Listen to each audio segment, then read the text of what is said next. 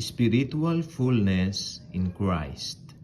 So then, just as you receive Christ Jesus as Lord, continue to live your lives in Him, rooted and built up in Him, strengthened in the faith as you were taught, and overflowing with thankfulness.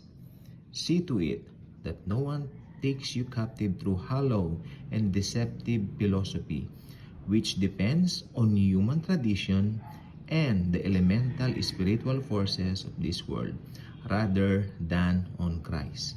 So, pwede pala tayong maging banal sa harap ng mga tao, pero ito yung kabanalan na ginagawa lamang pakitang tao para may masabi na tayo ay mabait, tayo nagkakawang gawa, pero hindi po ganyan ang kabanalan na sinasabi ng Bible, sapagkat ang kabanalan natin mga born again Christian ay ibinigay lamang ni Jesus sa atin.